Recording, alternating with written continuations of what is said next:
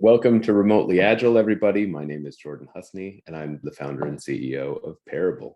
Today's topic is going to be how to get quiet teams talking in retrospectives, and I'm joined today by Bob Gower. Bob and I have known each other for years and years, got into all sorts of trouble doing agile transformation together. Bob, would you introduce yourself? Sure. Hi, everybody. I'm Bob Gower. I do a lot of writing. I do a lot of speaking. I did speaking in the before times. I haven't done a lot of speaking recently, but it seems to be picking up again. And currently, my work focuses on two things. I do leadership team development. I apply agile principles mostly to the development of leadership teams at small and medium-sized enterprises. And then I also do a lot of training for new leaders, people who are newly in a leadership role and are wondering, what does this mean? How do I lead a team? How do I actually get a team to align, work together well, both operationally and emotionally, and really perform? And so I've created a leadership program for people who want to know about that kind of stuff. I'm so glad that you could join us today. You're the perfect person to talk about this topic. As is traditional around here, I'm wondering if you would open us up with today's icebreaker question. So what's something you wish you had learned earlier in life? Oh my gosh. So many things. I'm going to go esoteric today. That meaning is something that we choose, right? That we need to bring a sense of meaning and a sense of purpose. And in many ways, we get to choose what it is we bring meaning and purpose to. That there's not a right way to do everything. There's not like one right way that we have to find. We actually get to sort of define a lot of this stuff for ourselves, and it can be somewhat malleable. I'm quoting Viktor Frankl, essentially, Man's Search for Meaning, but trying to put it in my own words. Thank you for that. What's something that I wish I learned earlier in life? I had a reframing of what friendship is.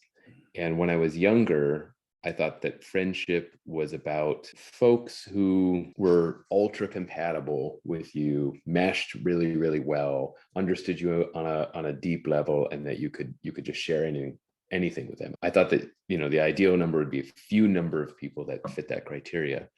And then we moved to California, and there was lots and lots of highway, and we got older, and it was harder to make friends. And my wife said, no, you can just decide to be friends with your neighbors. And we did. And it's actually just as good, even though we have fewer things in common. I find that I'm actually happier. All right. So I feel like we just had different flavors of the same answer. Definitely. Yeah, definitely true. Yeah, you get to choose the meaning. You get to choose friendship. Yeah, a real theme. So today's topic was, we asked our communities about 3 prompts around the topic of how to get quiet teams talking in retrospectives. And so the questions that we asked are, what topics do you think your team avoids bringing up, but would help you work better if you could safely discuss them? What moments or meetings exist for your teams to talk, but you feel folks are being too silent? And as a facilitator or participant, what do you think you might do that shuts down a conversation? So what we're going to do is we're going to spend some time going over what everyone wrote. We're going to group it into themes, and then between you and I, we'll elevate what we think will be the most interesting areas to dig into, and we'll have a conversation. Let's do it. What I'll do is I'll go through and read each of these, and feel free to just group along with me. If you have any reactions to anything that you read that are sort of fast reads, feel free to interject, but we'll start right at the top. So taboos. Compensation. It demonstrates what the org values and prioritizes, and can be really hard to unlock the vault of information. What the realities are gnarly. I think it would help teams work better together if they could discuss comp safely, because it requires everyone in the system to be kind and candid about the why behind the numbers, and helps individuals and teams understand how we can support each other's and our own professional and personal growth. Decision making. It isn't rare to know who makes decisions, but quite rare for the whole team to understand how those decisions gets made and what considerations are weighed against each other. Unlock the how can lead to unlocking the ability of other teammates to start making decisions that reflect the org's vision, mission, and values, allowing everyone not simply row together in one boat, but lead their own boat in a beautiful, synchronized fleet. Wow, some real poetry there. Taboos, changes to the status quo, anything personal. In a teamwork, raising a red flag should be easy. We should prepare the case and be ready to prove it, because on that stage, many of us just do not have access to specific data. A socially accepted assumption that someone's concerns mostly have no reliable basis makes people quiet. Oh, this is interesting. Other team members' low efficiency. That's a real taboo. I've felt that one in many contexts. Feedback regarding others' low work quality. I feel like those two go together for sure. Technical debts, limitations of concepts and designs, more information about technical implementation. There's sort of like a tech area here. Feeling our team members' efforts are widely different. Okay, so I feel like this sort of goes into that. Yeah, we're getting a theme here about talking about other people and how we feel about their performance, right? Yeah, let's see, team member performance. Development requirements within the team. That's sort of interesting to me that folks are reporting, like if they're a technical team, that talking about the thing that they're building is hard. Limitations of concepts and designs. Discuss strengths and weaknesses of every team member. Here we are again. There's another one. And here's a gap between individual team members. I'm going to start joining you and playing with the tool if that. Yeah, works. Please. Yeah. Something that has been going on for so long, it's not thought of as an issue. Oh, this is kind of like the water you swim in stuff. Right. The team is used to it. And then here we have, work failures related to personal problems. Oh, right. We'll start maybe calling it personal life. Mm-hmm. Topics that we have no idea how to solve. Maybe these two things could be related. Ambiguity and the water we swim in. The team members often find it difficult to directly address criticisms of a person. There it is again. Yeah, there it is again. Financial reward. Differences on how we approach working hours. That's interesting. Emotions, their emotions regarding situation and events. Sometimes people are ghosting, even if other team members ping them. I could see that as differences in working habits, maybe. Yeah, I mean, these all interact, obviously. Like some of this seems to interact with personal life and also with team member performance, right? So like if a team member is ghosting, that could be that you feel uncomfortable bringing up that someone's ghosting. It sounds like, which may be team member performance. Yeah, those two groups definitely could be merged, I think. Here's personal feedback. Exactly, yeah. A lot of signal there. Okay, I'll put that in the team member performance bucket. It almost feels like people have resentments with their coworkers that they feel unable to express. Like that's how I'm beginning to interpret this, which I'm not surprised at, but I would not have called it out ahead of time. I would not have said. No, it's really surprising. Lack of respect from other team members. If someone doesn't attend the dailies, the team doesn't dare bring this up. This is kind of in that like ghosting bit, but also in that emotional bit that you were talking about. I'm not quite sure how to group that yet. Whether our team metrics are actually helping or making people feel stressed. Oh, that's a good one. Lack of understanding what it means to work as a team. Lack of team bonding. That almost feels like it could go with unsafety, potentially both of those. Yeah, I like that. I bet there's quite a few things related to, oh, no, I thought safety might be a bolder theme. Some team members seem to have more work than others. Ooh, that's kind of in that performance bucket, maybe. Because it feels like the issue underneath that is both the resentment, and then underneath that is the fairness as well. Like there's this sort of sense of other people aren't pulling their weight, other people aren't doing as much as I am, or they're not performing as well as I am. So it could be sort of quantity and quality kind of often, in that bucket. Fairness seems to be part of the foundation of that. Well, then there's just flat out interpersonal conflict. I feel like throwing that one in the safety bucket. Yeah. It's funny. I actually think that this emotions and I think, emotion is healthy, but if safety is low, then emotion can be seen as a threat. Let's see here. Okay, I'm going to put metrics and direction together. Often there are complaints, but no solutions. Having worked on a project for a long time, I sometimes wonder if people have simply become blind. My fear is that people feel overworked and or burned out, but are too afraid to bring it up. I'm going to put it in that same bucket. Yeah. Ooh, our team has a hard time following up on action items.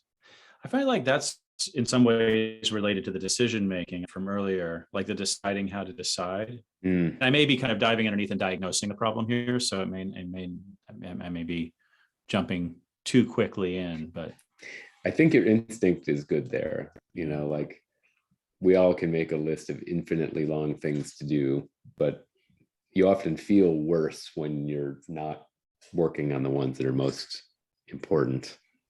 This is interesting too.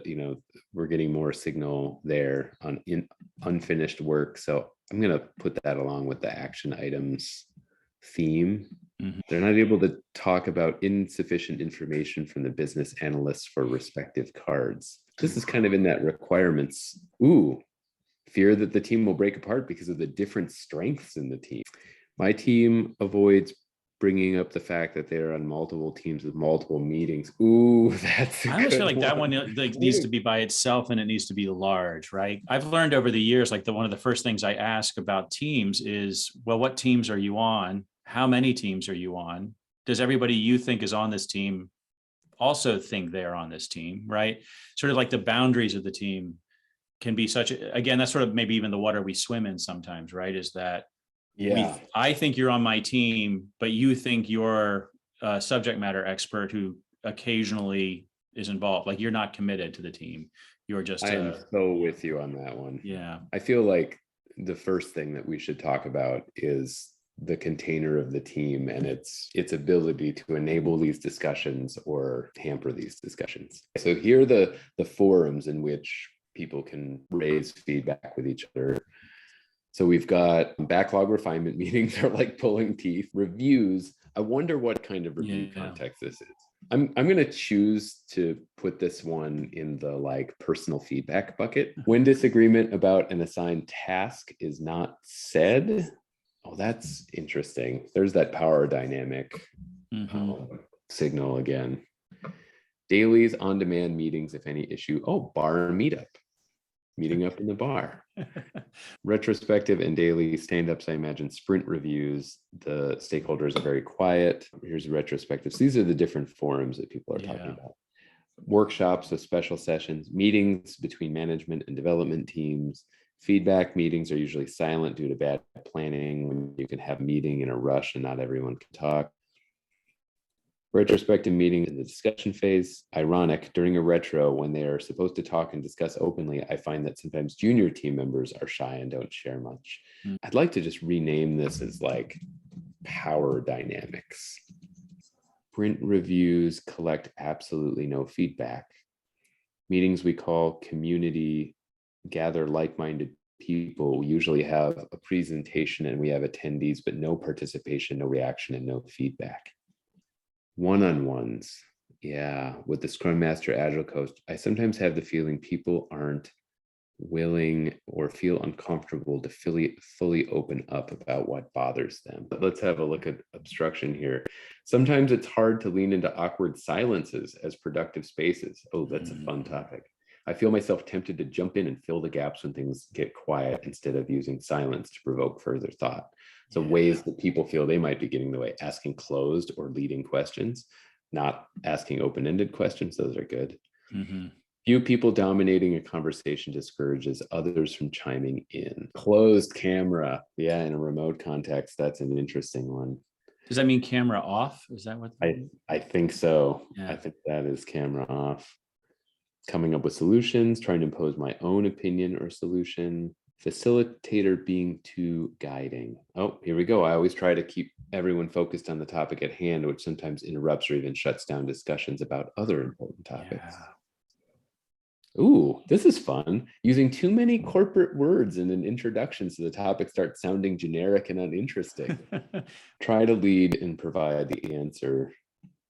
push the agenda forcefully, providing feedback on suggestions critically before everyone has spoken. Sometimes I express my own opinions too quickly. To criticize the messenger instead of a problem. There's almost like a sub-theme that's emerging around having too strong of an opinion. Yeah, I mean, what's interesting, I think, is the first thing you've had, the top one, the questions, people, solution. There's two pieces to it. There's one is I'm saying something too quickly, and then the other is kind of the internal motivation to do that, right? That I either have great ideas or maybe that I find the silence uncomfortable and I want to fill it. So there's the behavior of jumping in and kind of shutting down conversation unintentionally, perhaps. And then there's the origin of that behavior, which seems to come from a few different places. Yes. And then there's also this other thing, which is like this other theme I'm seeing right now: facilitation as an enabler versus facilitation as a detractor. Yeah. Well, it's also like the dual role, right? Like if you're a team member and a facilitator, like if you have a strong opinion about what the team should do, then often you can be not as useful, not as valuable a facilitator. Because a valuable facilitator is going to be much more agnostic and tease out content rather than provide it. Dismiss too early other people's concerns. Mm-hmm. Sometimes I talk too much when the team is silent. Not call on individuals when I think they may have something to contribute. Should we take a quick pass at the group titles? Sure. All right, so we've got this one about like career pathing and compensation. So these are things that are difficult to talk about. So maybe I'm viewing this through sort of a Maslow lens. It's almost like base of the pyramid, survival need as it relates to the work, right? So anything that hits me really low. Yeah. And then let's see, taboo. Let's see, our direction. I like this one here. Taboo is like member performance. And then, taboo, definitely there's a taboo around power dynamics, our personal lives. And taboo is, I just call this the water we swim in, the things we feel we cannot change. And then we've got differences in working habits. Yeah, taboo, personal, working preferences. These two kind of hanging out by themselves here. Changes to status quo. I'm going to make a case for putting that into the survival needs. Things are changing that I don't have control over. So I feel somehow like insecure. And this could be power dynamics. Let's see here. Shall we proceed? Yeah, let's do it. Okay. So here's what we're going to do. I'm going to grant you and I 6 votes. Mm-hmm. Put 3 votes on the one that you want to talk about first, 2 votes on the one that we should talk about second, and then 1 vote on the one that you'd like us to talk about third. It's going to be really hard. I have to choose? So I do 3 votes, 2 votes, 1 vote. Is that what you're 3 saying? Vote, yeah. Okay, I've never done dot voting like this. And then when you're ready to move on, you can click the little ready button at the bottom, or just tell me. Yeah, I'm just going to be ready. All right, there we go. I'm ready. You're ready? All right, I'm pretty excited to see. Taboo, what we cannot change. So actually, let's have a look at what topics got voted. So let's talk about these 5 today with our time. These 3 all got 3 votes. What we cannot change: power dynamics, member performance, facilitation, balance, and interpersonal. That's great. I think that's even a good order. Let's open it up. So the taboo, the things that we cannot change. I feel like you had to share some thoughts about when you start working with a group of people. You ask them, how many teams are you on? Why do you ask that question? Why is it pertinent to folks being able to hold an open discussion with one another?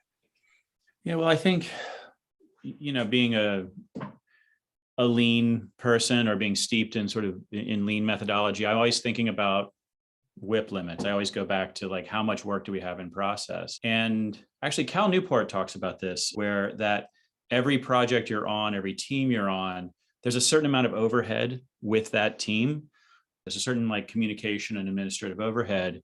Each team could have a relatively light amount of work associated with it, but then the sheer number of projects or the number of things in process then can kind of overwhelm our ability to focus. So what I'll often find as well is that there'll be somebody on the team, a couple of people on the team for whom this team is the most important thing that they do. It is the top of their list. It is critical to their sense of success and fulfillment at work. It's just sort of like, for whatever reason, it's where their main focus is.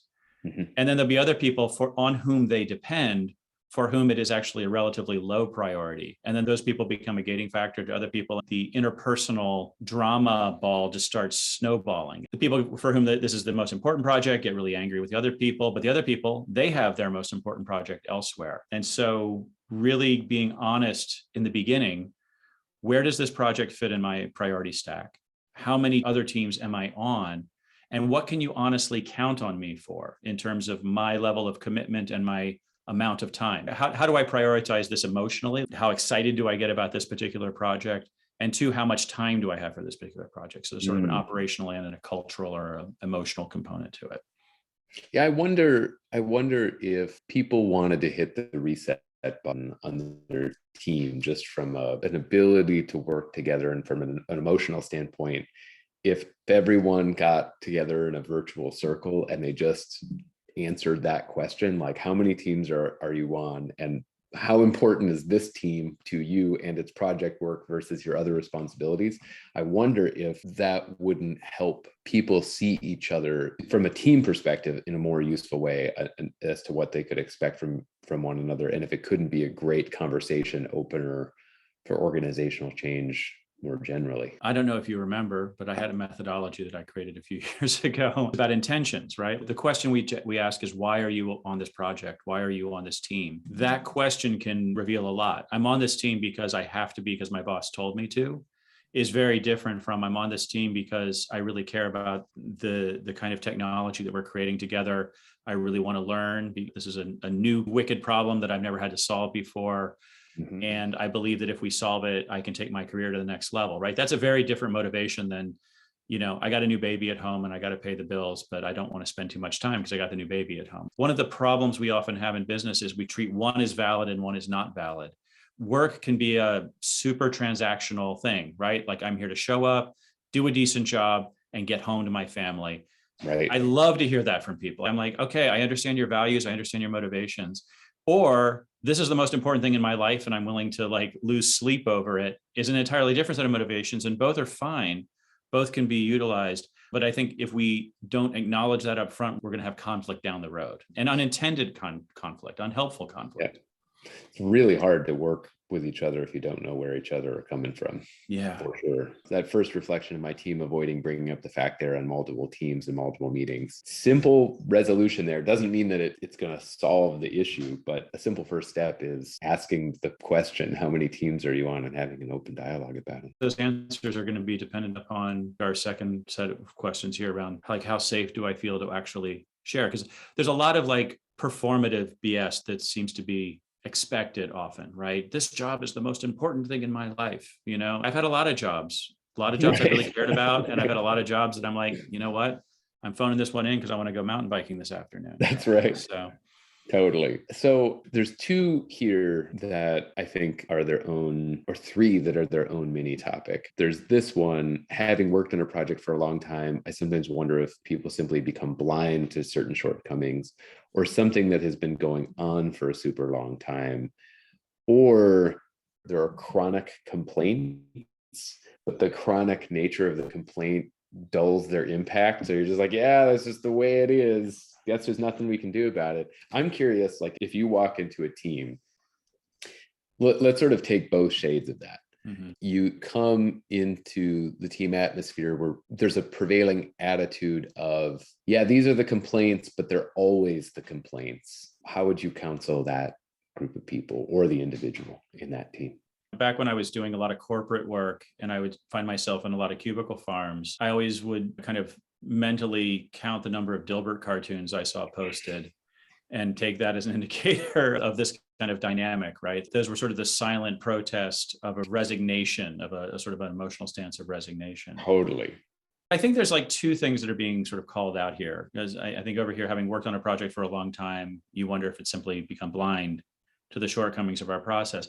That speaks to sort of a kind of habituation, right? Like maybe we need to shake things up. One reason reorganizations can actually lead to improvement is simply because they shake up old processes and they force people to kind of reckon with new things. It's another reason like having diverse perspectives on a team can be so valuable, is because they create a little bit of tension. Sometimes they create a lot of tension, which can be a problem, obviously. But what we want is we want to have enough friction that we're sort of generating some new ideas. There are a couple of different ways to handle this, but I think they all involve shaking things up in some way.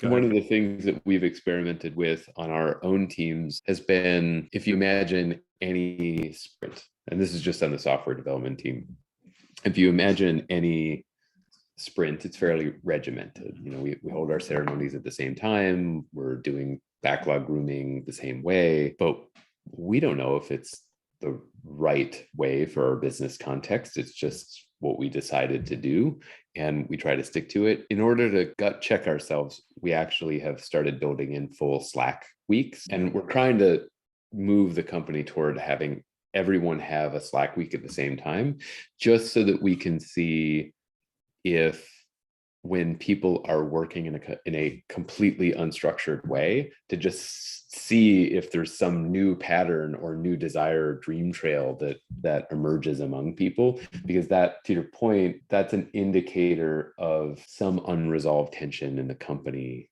that like people want to move things in a certain way, and maybe the structure has been sort of forcing them, like bonsai tree style, too constrained of a shape. What's insidious about this is, I think, one, we were talking about something which is largely an emotional experience in some ways, right? Antonio Damasio talks about this. He's a neuroscientist who's written a couple of great books. He talks about how humans are feeling machines that think rather than thinking machines that feel, right? So feeling is the primary experience of being human, and then thinking is the secondary experience. So what happens is, I think our emotions kind of constrain our cognition in ways. Sometimes, like, that's how you get in these boxes that you can't get out of. And so I actually did this yesterday. So I've been working a lot recently. I'm launching a new program, and I'm just like, I don't tend to work really long hours anymore. This is not what I do, but I do work a lot. I'll work every day. I'll get up early and I'll get to work. And I just found myself a few days ago just feeling listless, uninspired. I was just kind of doing the same thing over and over and over again. And so yesterday I just went off wandering in Central Park in the cold. I just got back out into my city, and I got back out into my life. And I think we forget that we need sometimes to step completely out of our work context. Like, we think that the way to get better at work is to focus harder on the thing. And sometimes the actual solution is to not focus on that thing at all. And I have to say, when I came back to my desk this morning, I was inspired. I saw problems in new ways. I managed to trim out some things that I thought I needed to do, and I realized, I don't really need to do those. Even just that one tiny little thing had a big impact. The friction, I don't think, has to even be unpleasant. I love your idea of like the Slack week. Well, how does a Slack week work in your team? Like, does that mean you're off completely? What's the boundaries for that? The way that it's set up is we have two cadences. We've got like the business cadence for the investors, where every quarter we hold board meetings and do financial reporting, but the team cadence, so the way the teams are formed and reformed, happen on a trimester boundary. And we've divided up the trimesters into these, I don't know what the term is, but we do 3 2-week sprints, and then there's a Slack week, and 3 2-week sprints, and then there's a Slack week. And it's an open-ended container to be used how folks want to use it. If you're like, gee, this is an ideal time to take a vacation, you can sort of step off the bus at that time. If there's some project that you've been itching to get a start on and maybe prove its worth to others, you could consider that sort of a 20% time thing. Or if a group of people have been wanting to jam out on something, but it was just like hard, maybe they can jump on airplanes and team up and work on that thing and hold a workshop. Yeah. Wow. I really love that. I kind of want to see it mapped out. I'm more of a visual thinker, but I can kind of see it.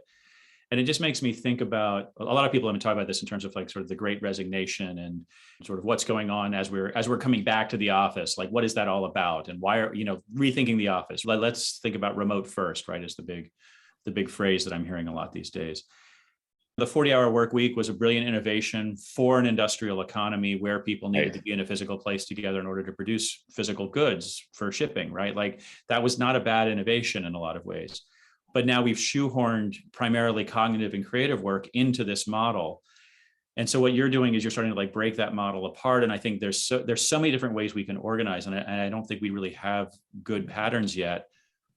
But the idea of giving people agency, giving people a degree of freedom, building in some flexibility, building in a rhythm, experimenting with what that rhythm might be. I love that you have like a financial rhythm and a work rhythm, or one rhythm for the investors, one rhythm for the workers. I think that's really an interesting model, as a way of thinking about things. I love the idea of experimentation, this idea that we don't really know what works because everything is, things are kind of new, right? I think it comes right back to what you're saying, that, human beings are feeling machines that think.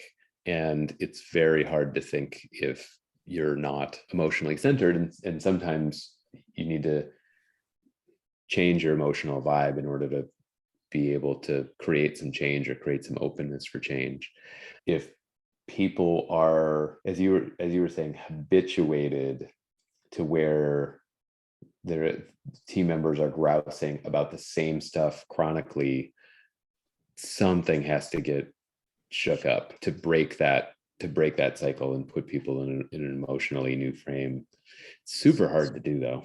Yeah but it almost doesn't matter like what you do. It's the shakeup that matters, is rather right. That's right. Yeah like and it could be like a team building exercise, or it could be like we're not going to talk to each other for a while, like it could be intensely coming together or intensely being apart or just trying stuff. I don't do a lot of enterprise work anymore, is because the large enterprises just tend to be so constrained in their rules, right? It's like very hard to like shake things up in a large corporate world. So dancing around all of this, I think is really common is this one here, which is my fear is that people feel overworked and or burned out.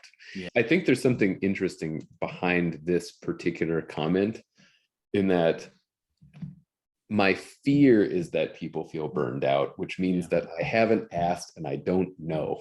And I'm curious, if you were counseling the leader of a team and they expressed to you, I fear that my people are burned out, how would you advise them to proceed? Do you remember that the original article that kind of brought psychological safety to prominence, right? The one of the profile of Google and Yes. and Project Aristotle. Yes. So one of the points behind that, and I think this was something that they discovered in the data before they even discovered Amy Edmondson's work on psychological safety, was they discovered sort of two things that indicated the team would work well. One thing is equal speaking time, and we've seen this kind of again and again in different ways in the data we've collected here, that when a few people are dominating the conversation or a bunch of people are being quiet, like we have a problem. And that tends to indicate that we don't have psychological safety, that people aren't assessing that they're in a place where it's safe to take an interpersonal risk. Likewise, there was something that I think they called average social sensitivity, which was simply like knowing with some degree of accuracy how your coworker felt, right? If somebody said like, how's Joe doing today? And I said, I think Joe is happy today. And then you ask Joe how you were doing today, and he says, I'm happy today. The more right we are about how each other's feels, and people could feel bad, people could feel good, it doesn't really matter. But it was people being sensitive and being aware of each other's feelings. That also indicated there was psychological safety present. And maybe that has something to do with speaking time. The more people speak, the more we become aware of how they feel, right? These things are related.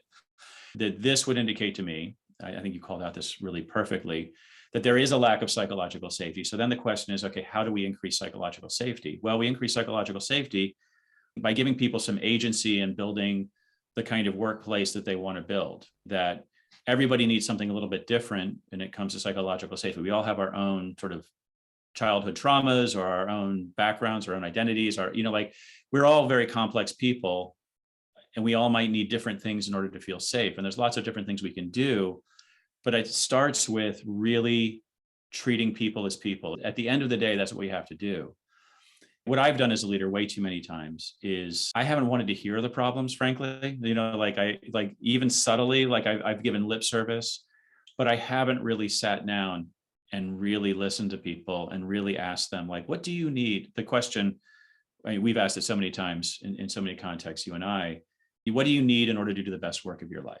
What do you really need here? Mm-hmm. And then really listen and answer, and then really doing our best to provide it. But what we're doing there also is we're demonstrating care, which I think is again, going back to the emote, we're feeling machines that think, is the leader's job is to more than give good direction, more than to give a vision of the future, more than to give, like provide good tools and all of that, is really to express that we care about you, that I care about you as a human being, and that I'm willing to listen to you as a unique and special human being, given your unique background. And I'm willing to do what it takes in order to give you the situation and the circumstances you need in order to perform at your best. You and I had a colleague, Lucy Blair Chung, who used to talk about the ledger between people, where the more interactions that you have, you sort of build this ledger, and it could be a ledger of trust, or it could be a ledger of infamy.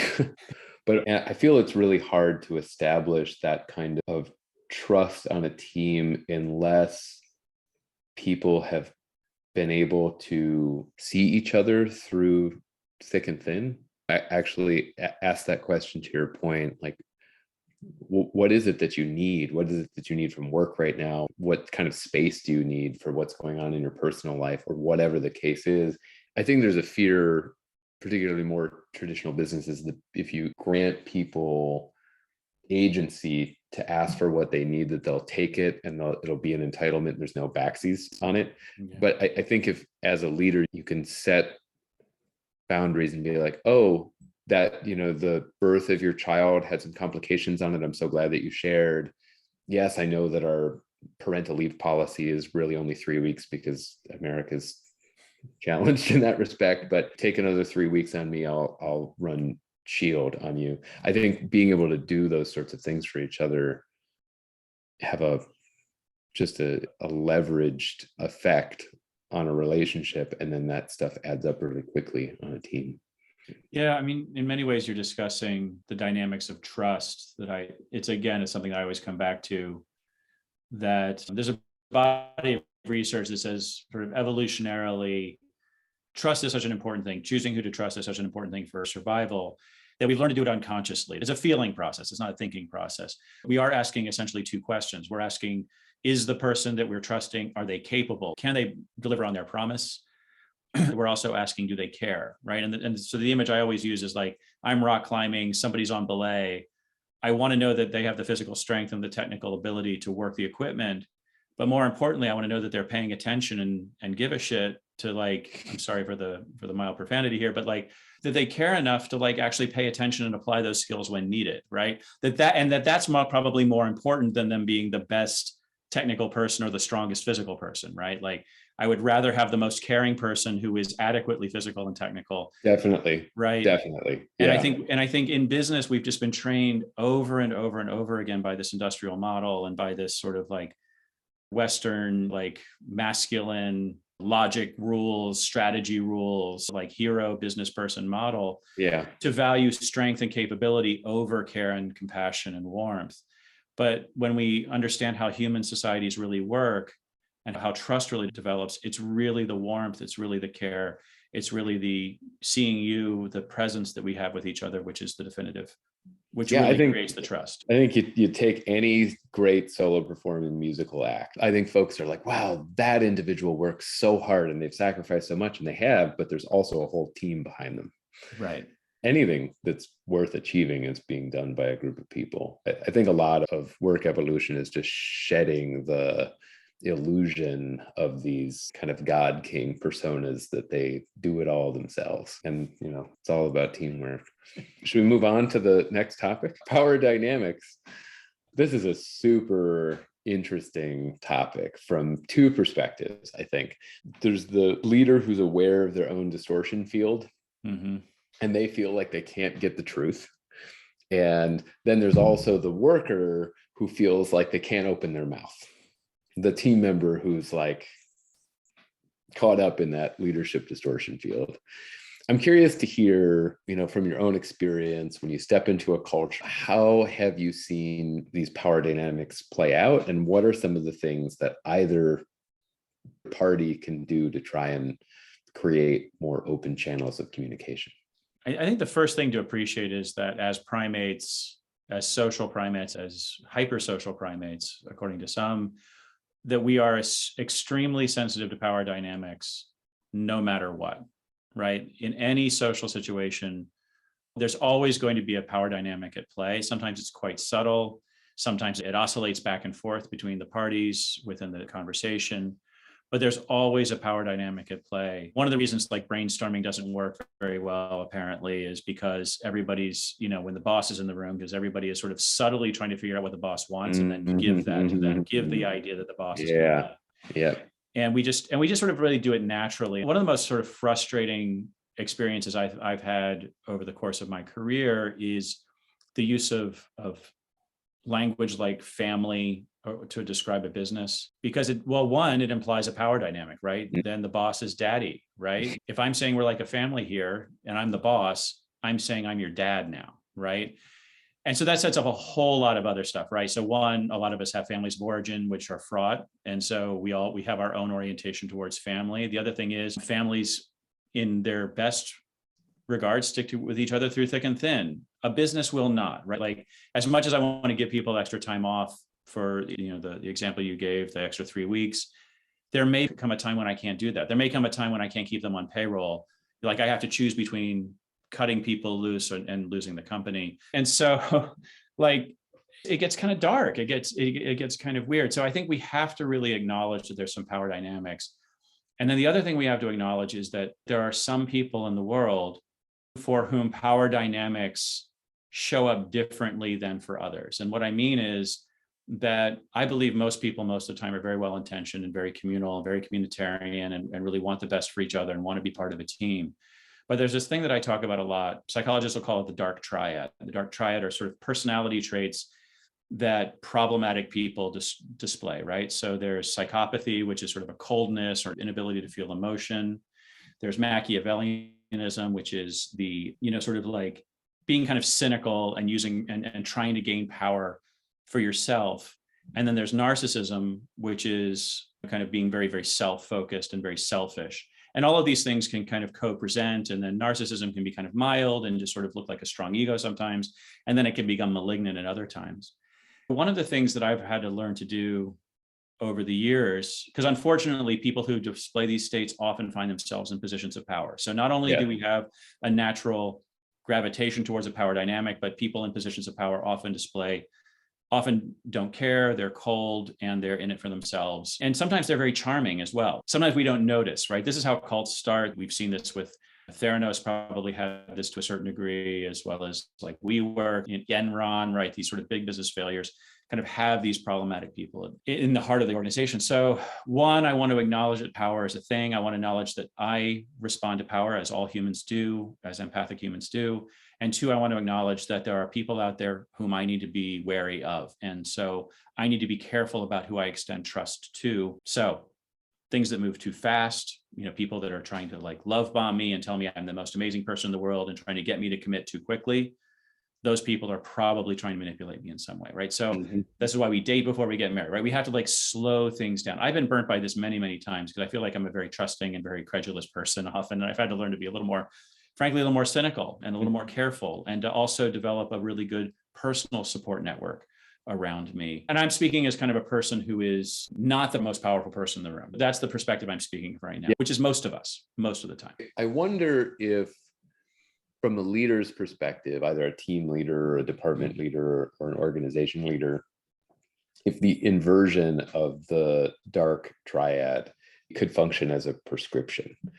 Like, caveat, it would have to be done genuinely and not for purposes of manipulation, but the inability. You're being Machiavellian if you do that, right? So I know it's impossible to escape. It feels like a real quandary. There's probably something in a process of personal inquiry, like thinking inward, as a leader, asking oneself the question, like, am I able to feel emotion in a professional context and be honest with my emotion and the people around me? In the like trying to gain power for oneself, you could reframe that as, do I have difficulty trusting others or giving power away? What happened the last time that somebody disagreed with me or I disagreed with them? How did I treat that individual? Or being self-focused, like, the last time that something went well in the company, did I take credit for that myself? Or did I use that as an opportunity for highlighting that other individual? And I think at like every level in the organization, using that framework is super, super powerful. A thing that I come back to again and again in my personal life and my professional life, and frankly, this is something that I struggle with. You've worked with me. I think you've experienced some darker sides of my own personality, or some tenser moments. And likewise, we've known each other for a long time. Yeah. We've been through it a bit, right? Yeah. But do you know John Gottman's work, the Gottman Institute? Are you familiar with this? I think it was he and his wife did a bunch of research about 20, 30 years ago, where they would put video cameras on couples and watch them communicate. And then eventually they figured out that they could watch a couple communicate for 20 minutes and then predict with like 95% accuracy whether or not they would still be married in 5 years. And so they identified sort of 4 things, which they called sort of the 4 horsemen of the relationship apocalypse, which I realize is the 4 horsemen of my relationship apocalypse. I've had relationship turmoil both in my professional and personal life over the years, and I can see each of these at play. So the first thing is criticism, and it's not just criticizing an idea, saying I think that your idea or your work is terrible and I think it needs to improve.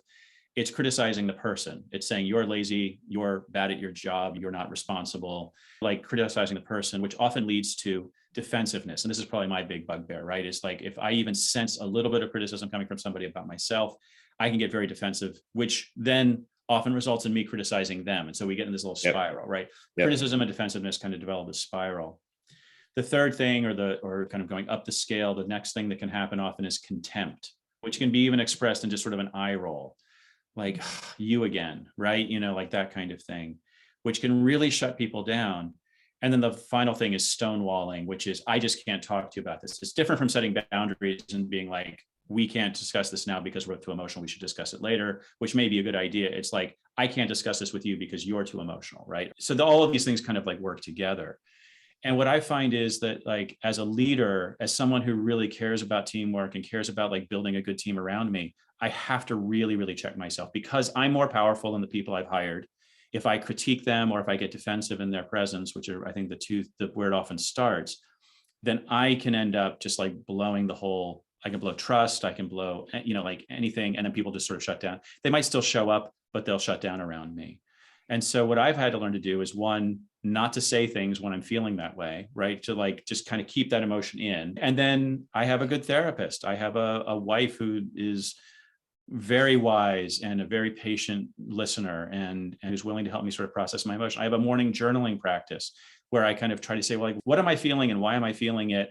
And what can I do about it? And I kind of ask myself these questions. It's a sort of a free writing practice that I do. It's something that's been very helpful to me in the past few years of like really understanding my own emotions. But the main thing is, don't act on it, right? Like, don't act on that, especially if you're the most powerful person in the room. From a hierarchical perspective, your words probably have like 10x the impact on a subordinate than their words have on you. Yeah. And we have to really, really, really appreciate that. And even our eyes, like even just that subtle eye roll can really shut things down. Keeping your attention with your people versus, your phone screen or whatever else is going on. Yeah, totally. And if you fuck up, apologize, man. Like, be like, hey, I am so sorry. I did not intend to do that. And not like, I'm sorry you felt that way apology, but like, I am sorry because I misbehaved apology. And frankly, I'm just going to, gender this whole thing for a little minute. Like, powerful white men are not used to apologizing, frankly. Yeah. Like, we're just not trained to, we're out of practice. Yeah. Yeah. It feels like death to us. It feels like we're giving up power. But the ironic thing is, you're actually gaining so much when you do, Totally. Yeah. I think that it's speaking with other leaders in confidence in this business. One of the things that I've heard from folks that struggle with the power dynamics, they're getting a bunch of feedback from their teams that smells like a safety problem. Yeah. But they don't know how to deal with it.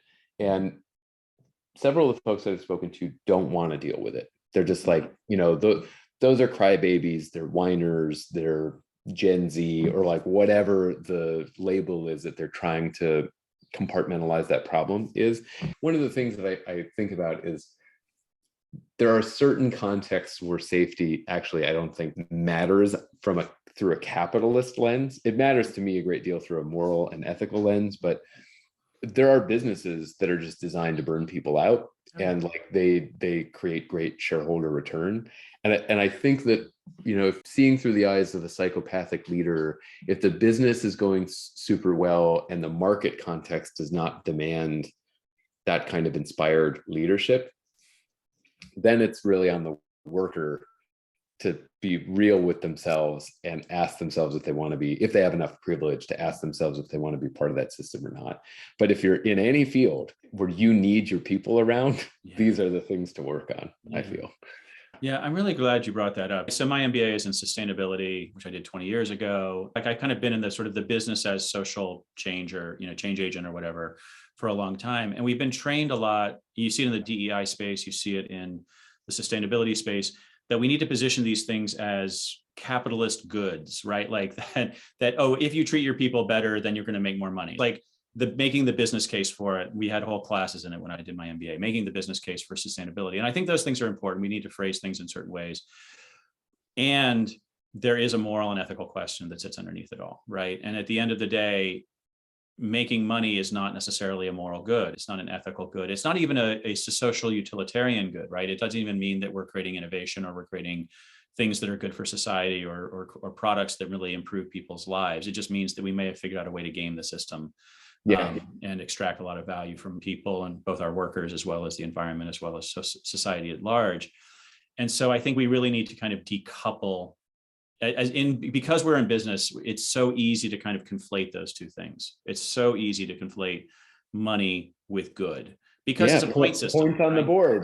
Points on the board or points on the board. Yeah. And I love money, man. I love making money. Like I want to make more money. Like I'm not saying money is something that we need to be suspicious of. We all live in a capitalist society. Yeah. I like, good food and taking vacations and buying toys and things. Right. But at the end of the day, we have to develop a sense of ethics about ourselves. And I think business is often this place where we are trained to like check our ethics at the door. Like people will lie in business and they would never think of lying in their personal life. And then they'll say, well, that's just business. Just business. Yeah. It's just business, right? Yeah. And it's not, right? And I think that, again, a lot of what we're even getting down to here, right, is this sort of separation between who we are as human beings and who we are in business. Yeah. How burned out at the end of the day do you want to feel for having play acted?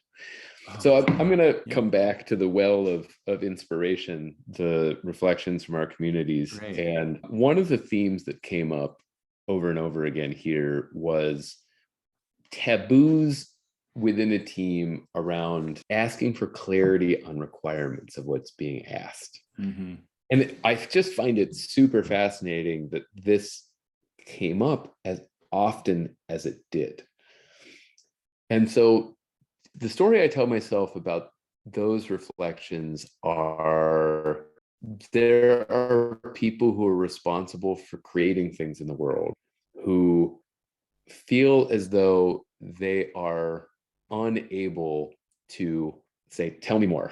Tell me more about this before I get started. And I waste my time and your time and the business's time and our customers' time. Tell me more. And I'm curious, have you seen this out there in the world and what can be done about it? So, I think this relates to basically every other topic we've discussed today, but kind of going back to the industrial model, right? This industrial model of knowledge work or for creative work. The core of that, I think, is that we've used time in the office or time in a seat as a proxy for the production of value, for value creation, right? Like, so I'm working really hard, I must be producing a lot of value, right? And this enters into our, hustle culture, even like that quote that, Kim Kardashian, did a few weeks ago, right? Nobody wants to work anymore. You have to work hard, you have to get up early, which is true. Working hard is maybe a good value, but it doesn't necessarily always mean that we're producing value as we work hard. And one of the things I think businesses are notoriously bad at is measuring the value that people are producing and being able to then compensate them based on the value that they produce, rather than how hard they work or the level of seniority they achieve, right? Those are sort of the two things. Or maybe the story they get to spin, because then they get to secure a lot of financing the way Elizabeth Holmes did, right? That she just spun this story and what we call that fraud, I suppose. So I'm curious, like, what do you do at Parabol? How do you, if you're saying like, is this person adding value to my business and being compensated fairly for the value that they're adding, like, what do you use? What are the tools or the methodologies or the the proxies you use for it? Because it's always proxy, right? Like, do you use OKRs? Do you use seniority? Do you use like your gut? How do you Yeah, determine I'm not sure we do an excellent job today thinking about value creation down on to an individual level. Super, super hard. Talking about thinking about moving away from the model of time in seat equal value created. Mm-hmm. There's a contingent of people at our company who want to experiment this summer with a 4-day work week, essentially. The way that it's going to map in our business, or the way that we're going to try it, is every other week. If you participate in this experiment, you're not forced to, but you are expected to take a day off. And it can, if you want it to be Monday or Friday or Wednesday or whatever, you can do it. And one of the questions that's central to us is, well, how can we measure whether this has a positive or negative impact on the business? Mm-hmm. And from a value creation standpoint, the best that we can do on the software development in sales is easy, right? Because it's just like points on the board or dollars. Right. Marketing is harder, but you can still look at the metrics that you're trying to drive. So there's certain key results that we're trying to drive in any planning period, conversion rates and acquisition rates and so on and so forth. On the software development and product engineering side, it's tougher. I would love suggestions, but the one that we're looking at is velocity. And I kind of hate it because like worst would be lines of code, because we already know there's no correlation between productivity and lines of code. But where we're moving toward is using our own product. We already use our own product to estimate all of our sprints. And we know at a squad level, so like a group of 6 people that are focused on a mission, that we know more or less what they average in terms of like units delivered. And what we're looking to do is, if we took away, say, 20% of the time in any given week, would velocity swing by more than 20%? And I think it's a flawed methodology, but we're going to see anyway, just to see if there's any correlation between those two things. I like that a lot. And I have similar misgivings about velocity, but I'm not sure what else you can use, right? Like it's an imperfect measure and can be gamed in different ways.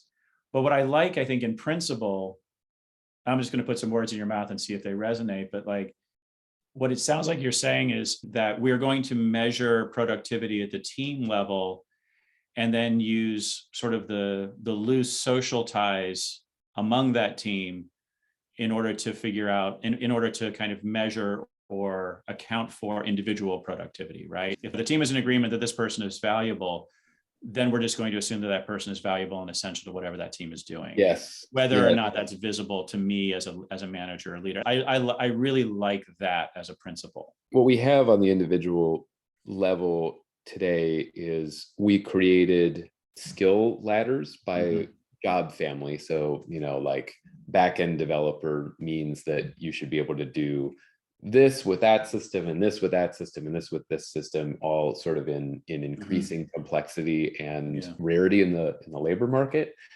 What people can do is individuals can petition for their own promotion upward.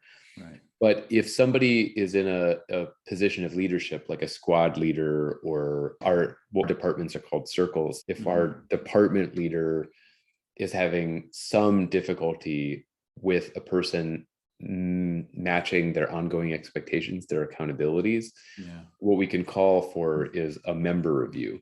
And so what we try to do is have a drumbeat of feedback so that people know how they're doing against the skills that they're expected to have and develop and the accountabilities that their role demands. And in our member review process, if we're like, hey, we suspect that this person isn't a great fit anymore, then we ask ourselves a question: has it been communicated clearly? Has any amelioration been tried, or is it practical?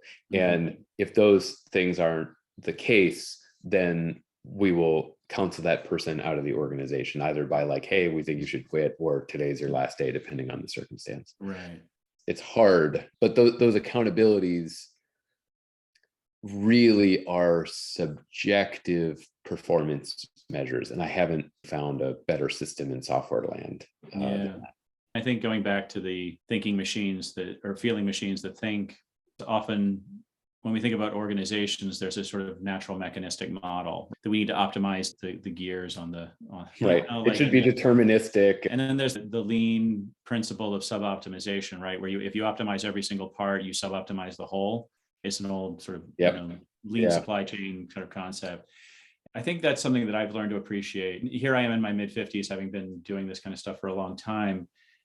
Maybe even goes back to our opening round question, like stuff's messy. We can't really figure it out sometimes, right? Sometimes we're just muddling through and doing the best we can. A lot of my pain and suffering in life has been due to my imagination saying that there's some perfect way to figure all this stuff out and make it and well oil the machine.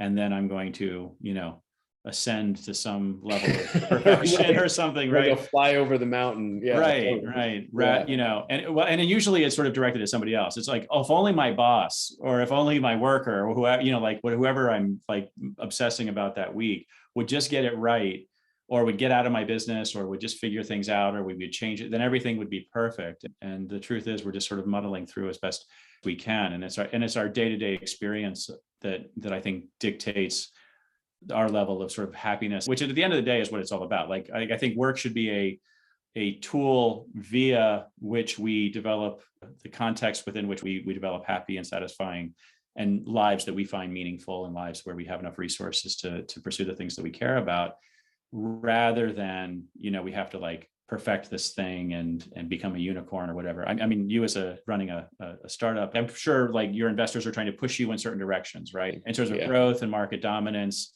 And I also know you personally and know that you are in business for a variety of reasons, right? And that and part of that is like living a good life and living a life that where your day-to-day experience of life has certain qualities to it. I always kind of come back to like, well, what does it really matter? And have I behaved in a way that I feel is honorable and that I feel is virtuous and I feel is valuable towards the person? Because sometimes we do, unfortunately, have to let people go. We have to cut people out of our lives. And sometimes we have to put up with people that we would rather not. Some of the people, frankly, who I've put up with that I'd rather not have become often the most important peoples in my life, weirdly, right? That they've broken me out of my own ruts, and they provide this thing for me that I'm not able to provide for myself. And having a little bit of humility as I go into it, I think is really at the end of the day what's the most valuable. Did you watch the Peter Jackson Beatles documentary? I watched part of it. I didn't watch the whole thing, but it's so much. Yeah. In our circles, I think it's very easy for people like us to either believe or portray a story that the workplace should be harmonious and like emotionally good feeling all the time. Yeah. But, most of us knowledge workers are within creative pursuits. And if you look at the Beatles, unarguably, they had a tremendous cultural impact. The commercial return on their creative pursuits were unprecedented. You just looked at it through that lens.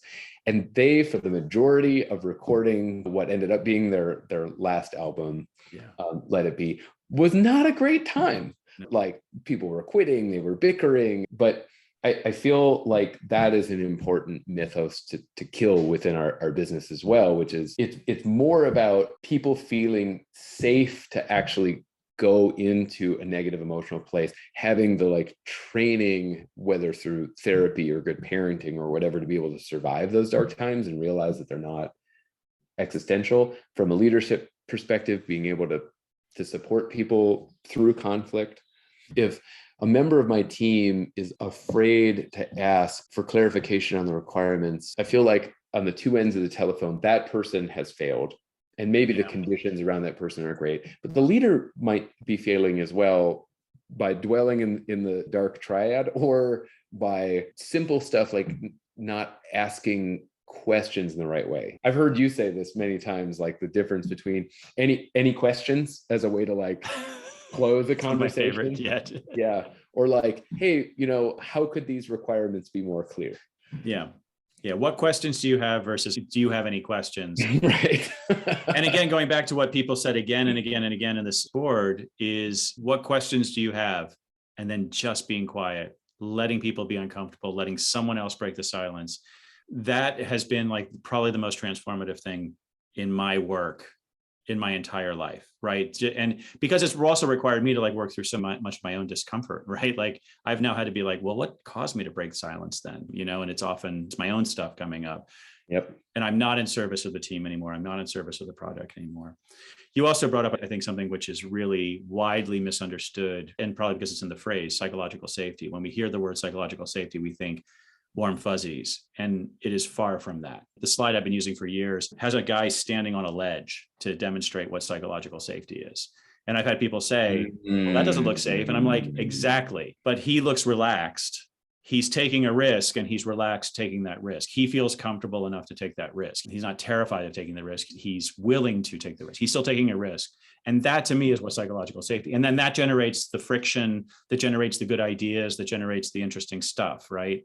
So I think we would be remiss not to open this topic, because it came up maybe more than any other theme, which is the taboo is around individual performance. And boy, this is a tough one. So from you and I both being consultants for years and years and interacting in different cultures, I think it's pretty commonplace in discovery to uncover performance issues when people finally feel that they can be honest with an outsider.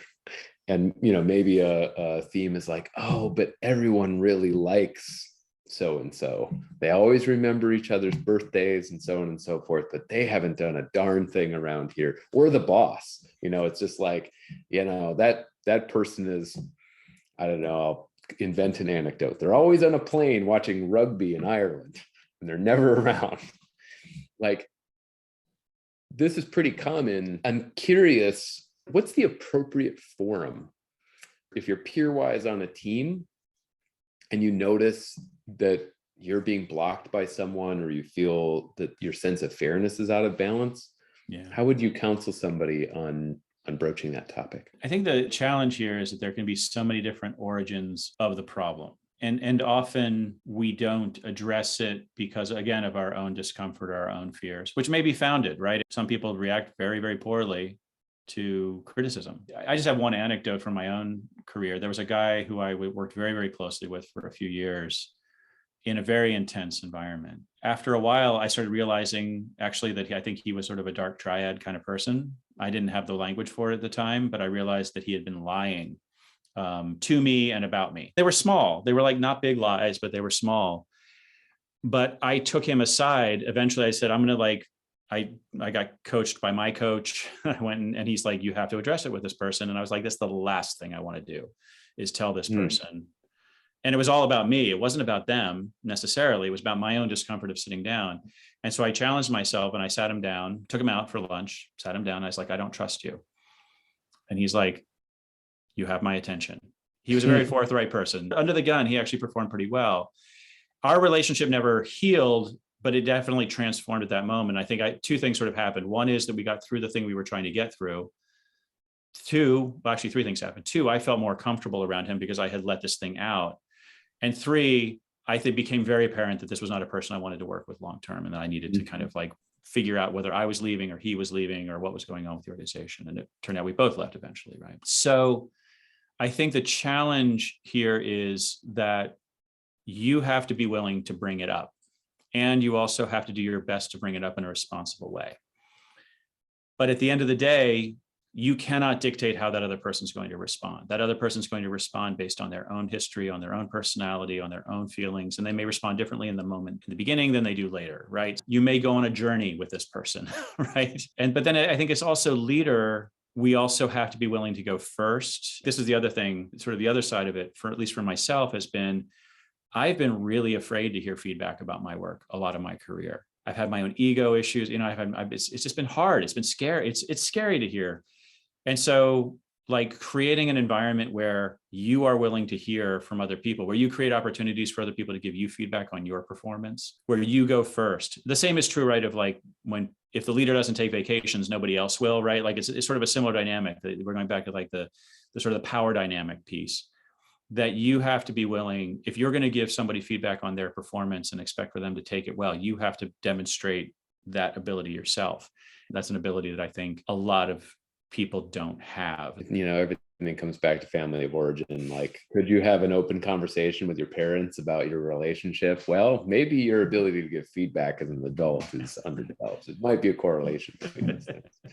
But in our company, there's been a couple of interesting, like really cool patterns that have emerged. Mm-hmm.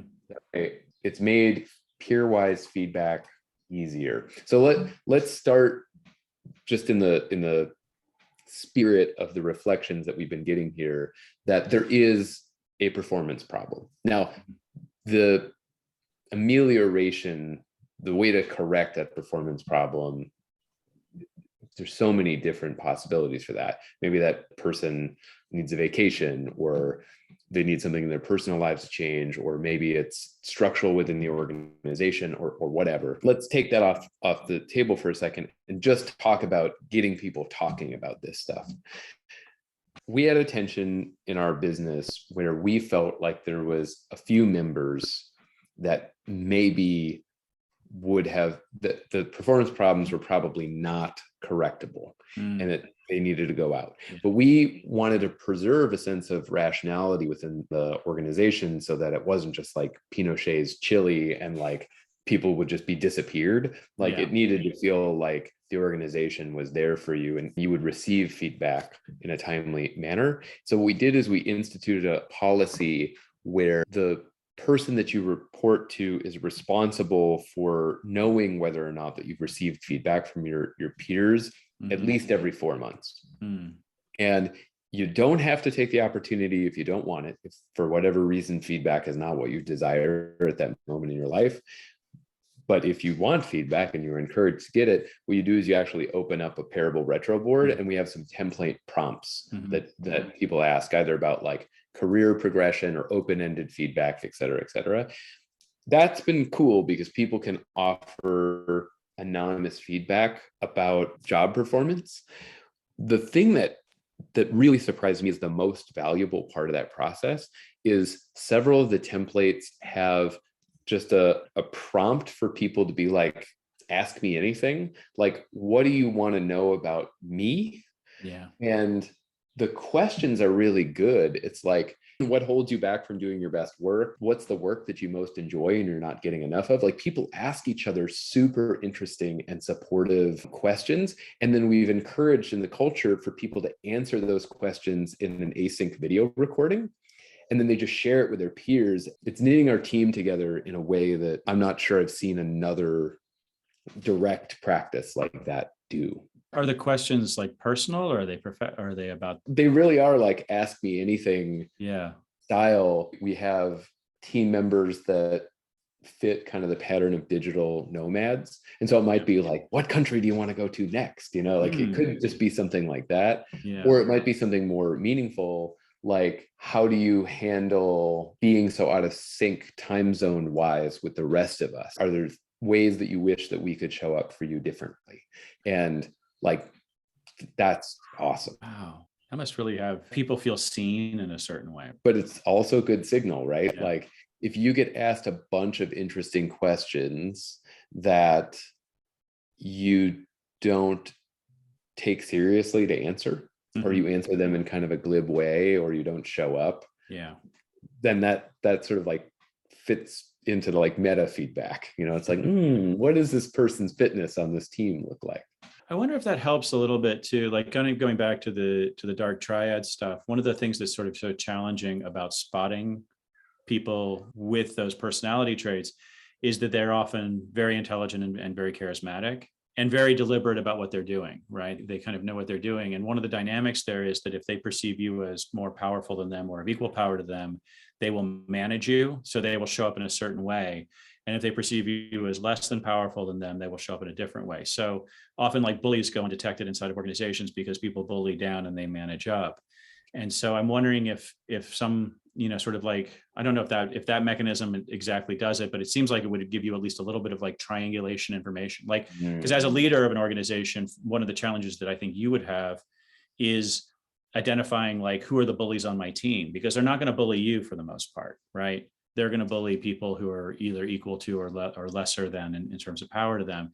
And often you'll see organizations with like really like empathic people in certain positions at the top, and then they'll have like these other people that haven't detected the sort of the toxic people around them, or vice versa. Sometimes you'll have a very toxic person. I was actually talking to somebody today about a well-known organization I won't mention, but like that we've all had contact with, and there's like a kind of a problematic person at the top who has surrounded themselves with these sort of like empathic people, this other layer who sort of insulate them and enable them to kind of go on. Such a common pattern. Yeah, it's a hugely common pattern. They're like the apologist all the time too. Oh no, you just don't get that. You need to understand them, where they're coming from. They mean really well. Right. And that person's, is a kind person, but they're also being rewarded with status and with money. And then their position becomes dependent upon the continuation of sort of toxic organization. And again, I don't think there's any like patterns for this. Like one of the things I'm always sort of asking at a very large and very big meta level is like, problematic people exist. The problem is not that they exist, because people are going to show up in different ways. The problem is that our systems, we've developed systems, or we have systems that give those people power and influence, right? And wealth. And it's very clear to me when I look around at our society and the way our organizations run, is that like, we don't have enough checks and balances to keep people, dark triad people sort of out of power. Yes. Right? Yes. Yeah.